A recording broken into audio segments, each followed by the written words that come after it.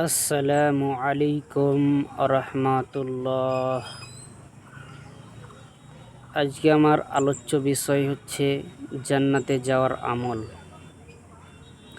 আবু হুরায়রা রাদিয়াল্লাহু তাআলা আনহু হতে বর্ণিত, আন্না আরাবিয়ান আতান নবিয়্য সাল্লাল্লাহু আলাইহি ওয়াসাল্লাম ফাকালা।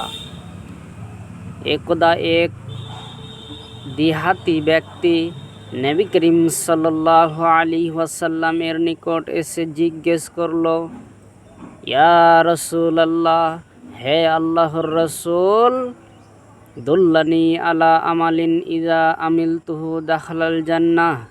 আপনি আমাকে এমন একটি আমলের কথা বলে দিন যা করলে আমি সহজেই জান্নাতে যেতে পারবো। তখন রাসূল সাল্লাল্লাহু আলাইহি ওয়াসাল্লাম বললেন, তা'বুদুল্লাহ, তুমি আল্লাহর ইবাদত করবে, ওয়ালা তুশরিকু বিহি শাইআ, এবং তার সাথে কাউকে শরীক করবে না। ওয়াতুকিমুস সলাতাল মাকতুবাতা, তুমি ফরজ সলাত আদায় করবে। ওয়াতুআদ্দিজ যাকাতাল মাফরুজাতা, এবং ফরজ যাকাত আদায় করবে।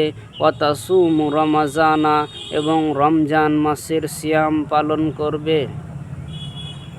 একথা শুনে লোকটি বলল, ওয়াল্লাযী নাফসি বিয়াদিহি, ওই সত্তার কসম যার হাতে আমার আত্মা রয়েছে, যার হাতে আমার জীবন রয়েছে, যার হাতে আমার প্রাণ রয়েছে, লা আযীদু আলা হাযা শাইয়্যাও ওয়ালা আনকুসু মিনহু, আমি এর চেয়ে কিছু বেশিও করব না, কমও করব না।